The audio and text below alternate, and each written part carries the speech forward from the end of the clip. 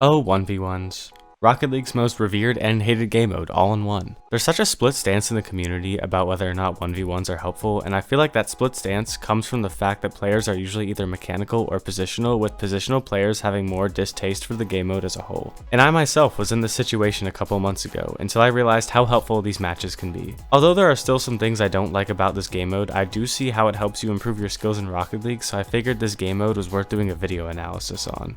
In this video, I will be playing 2 ranked 1v1 matches, where I will analyze my own gameplay in real time while sharing my thoughts on the mode as a whole. After the games, I will go into a deeper analysis into why 1v1s are so chaotic. So just as a basis, I am Champ 2 in Standard right now, Champ 3 in Doubles, and Diamond 2 in Duels, which to some might sound low. However, it's worth noting that the skill distribution for 1v1 is more centralized than it is for Standard and Doubles in terms of, so Diamond 2 for 1v1s is probably like top 6%, and top 7 or 6% for Doubles is like low Champ 2. Alright, so first game we got a Season 7 Grand Champ, all the way in Diamond 2. Nice.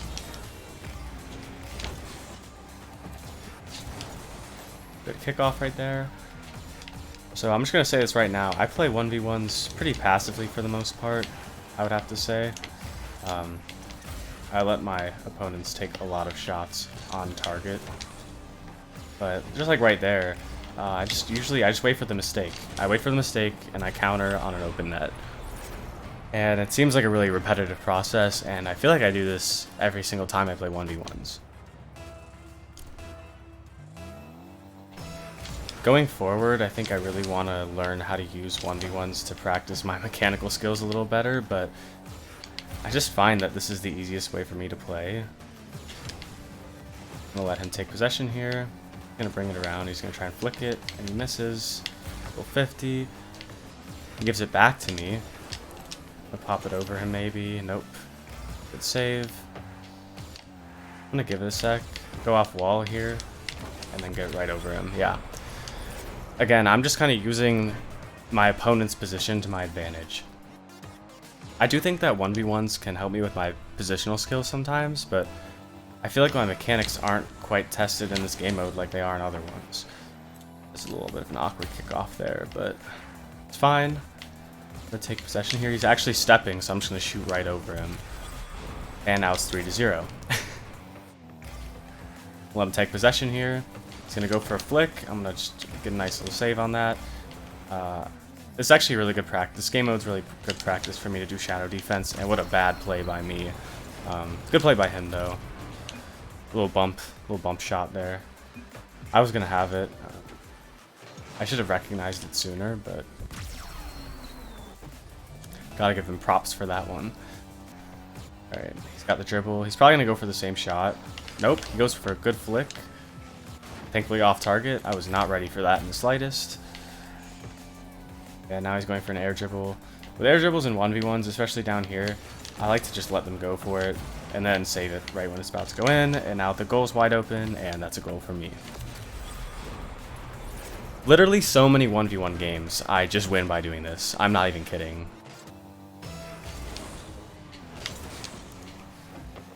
Ooh, weird kickoff. I'm just going to try and get a little touch. I miss. Oh, no. Oh, no. That's one of the things that I'm not a fan of in this game. However, let me preface by saying that was entirely my fault. I should have hit that ball better. I should have just hit it, period. But the kickoffs are just so variable. And I know that, you can just work on better kickoffs and all this, but especially in Diamond 2, there's such inconsistency in, people's kickoffs that it's not even worth it. Oh, what a good shot. What a good shot. What am I doing?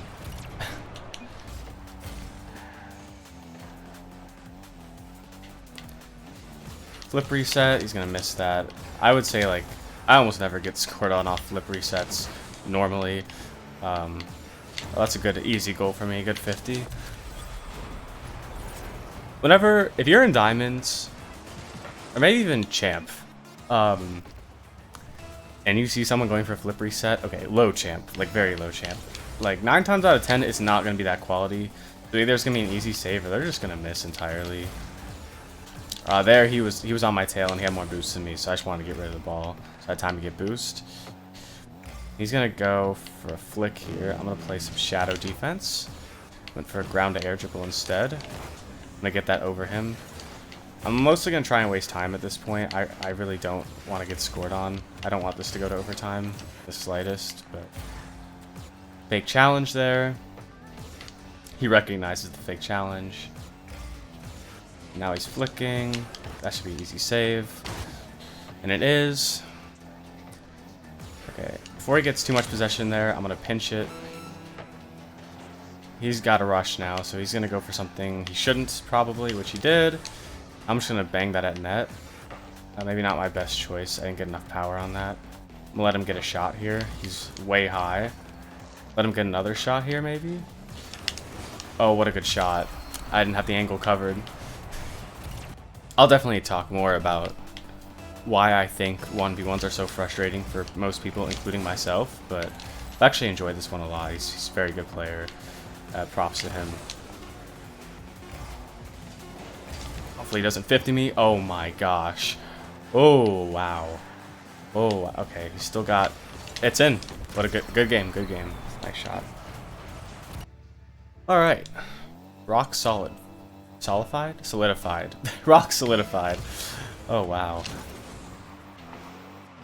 A bad kickoff. He's going to have possession of that. We're just going to get in... Yeah, he's going... Oh, he actually let me take possession of that. So I think off the bat, we already have a more possessive player. Or not more... Off the bat, we already have a more passive player. I'm going to get scored on here. I don't need boost. That was just a bad series of events by me. I missed a flick. It's all bad. Hopefully from this video, you guys can either gain some tips from me or you can tell me what I'm doing wrong. Because as you can tell, I'm not doing a lot of things correctly right now. Kickoff goal right there. Oof. Rough day today. He's going to try and 50 me, but I'm just going to rush him there. We'll let him take that touch. He's actually going to play passive, so I do better against hyper-aggressive / aggressive players. This will be an interesting test for me. Oh, it's a good flick, though. Alright, 1-2. I really like playing players like this, even though it's harder for me, because I get to really practice my dribbling and my flicks, though. So, I'm actually kind of glad we ran into this person. He did give me a little bit too much time there, I will say. I'm just gonna flick it over to the side. Oh, he got that. Oh, wow. Wow.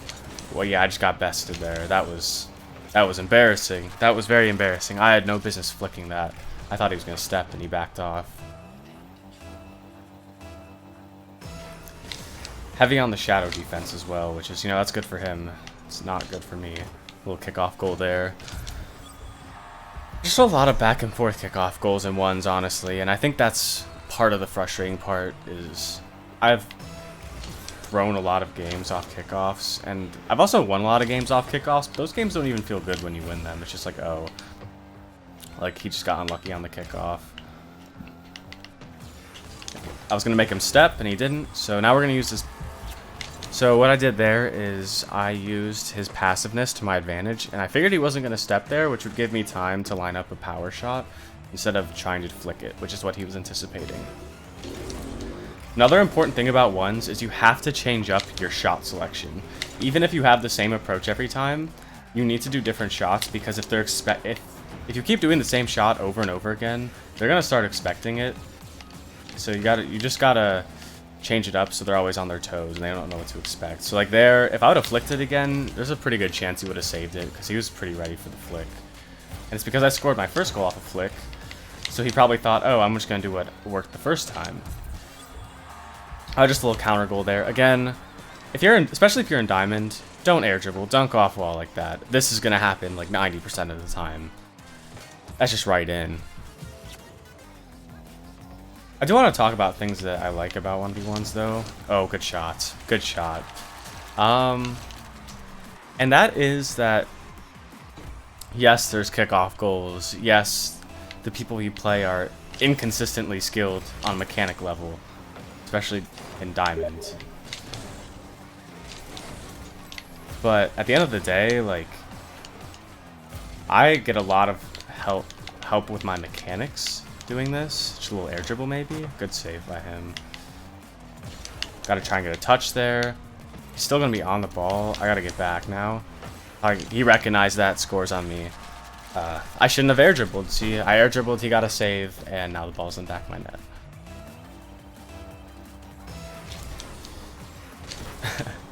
Very hesitant making this video. Oh, that's a kickoff goal, because it's going to showcase how bad I am at ones, but that's okay. But anyways, what I was saying is, it really helps me practice my mechanics. Even if that air dribble doesn't go in, just getting that experience in and understanding maybe how to correct it next time to get a better chance of actually scoring. But yeah, that's not good. But, you know, other than that, but also with my flicks especially, I get a lot of help practicing flicks here and dribbling, which flicks and dribbling and air dribbling occasionally, they're very helpful in other game modes as well. So this is the best place to practice them because you don't have to worry about team plays and everything. Like, you have possession of the ball the entire time. Because you have possession of the ball the entire time, you're not sharing it with the teammates. You don't have to worry about like shared touches, not getting enough touches to practice your flicks and whatnot. I tried to do off backboard there, but he was ready for it. He's a little too passive for me to bang it off backboard like that. That's going in my net. Oh no, I shouldn't have done that. I need to take controlled touch there.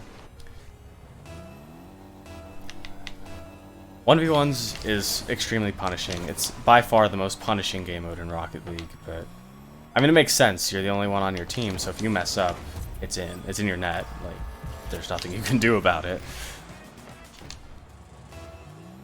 That's another thing I like about it, though, is I'm definitely very team-oriented, so this kind of helps me work on not even just solo mechanics, but solo plays in general. I feel like sometimes I rely too much on getting bailed out by my teammates, but I need to be able to make certain plays on my own. I'm gonna go back here. I only have 30 seconds to score 2 goals, which in ones is definitely doable. That was a good attempt by him. Try to put the game away. I don't think that's in. It's not. Got a good touch there. I had to wait to get boost. Alright. Well, I don't have a lot of time left, so that's okay. Yeah, that's good. That's good enough for today. Before talking about why I think 1v1s are beneficial, I want to address the 2 causes behind the discourse amongst players regarding ranked duels. The first cause is compact rank distribution. So on the screen, I have 2 ranking distributions from Season 9 showing the percentage of players in each rank. The bottom distribution is doubles and the top is 1v1. About 90% of 1v1 players are ranked between Silver 3 and Diamond 1, whereas in doubles, 90% of players are ranked between Gold 1 and Mid-Champ 3. This compact distribution leads to 1v1 lobbies where you could be facing opponents who are Diamond 3 in doubles one game, and someone who is Champ 3 in doubles the next game. Now obviously doubles rank and skill does not directly translate to 1v1s, but there is a vast difference in how games are played at these ranks, which is why mid-rank 1v1s feel so chaotic and unpredictable. Even in one of my 1v1 games in Diamond 2 this video, I ran into a Season 7 Grand Champ, and this is actually quite a frequent occurrence in Diamond 1v1 lobbies. The second cause of the chaotic feeling of 1v1 lobbies comes from a theory I would like to call the no average theory. To explain this theory, I want to start with the basic assumption that most Rocket League players fall into one of the 3 categories: positional, mechanical, or hybrid. And if I put these 3 classifications on a spectrum, it should be the easiest way to explain the no average theory. Let's say you're playing a 3v3 match, and the other team is composed of the 3 types of Rocket League players: positional, mechanical, and hybrid. If you take the average of these 3 points on the spectrum, you get a point near the hybrid section. This average point serves as the opponent's typical playstyle. Even if there are 2 mechanical players and a positional player, the average point will still lie in the hybrid section, hence why most standard matches have similar feelings to them. When you play 1v1s, there is no average. You play people of all different playstyles, and there is no average to give you that centralized point. Playing against mechanical and positional players typically require noticeable changes in playstyle to counter these players effectively, which is why it can feel like every game of 1v1 is a different game mode at times. Although 1v1s have such chaotic elements to them, I want to explain why this chaos can make you a better Rocket League player. The simplest way to summarize these points is through the word adaptability. To be a successful Rocket League player, you have to recognize when your typical playstyle is not working and change up your tactics to defeat your opponent. One of the most common things I see in 1v1s is people trying the same shots and tactics on every single possession, and eventually I can anticipate their every move and win the match. It's the players that change up their game plan constantly throughout the game that give me the most trouble when I play. Now obviously it's easier said than done, as I constantly find myself repeating shooting and playstyle habits, but it is a necessary step into becoming better at 1v1s. I hope you guys enjoyed my little video essay on this topic. This was something new that I wanted to try out, and I put a lot of thought into explaining some of these elements of 1v1s. If you have any comments or suggestions for future videos, please let me know, and I'll see you guys next time.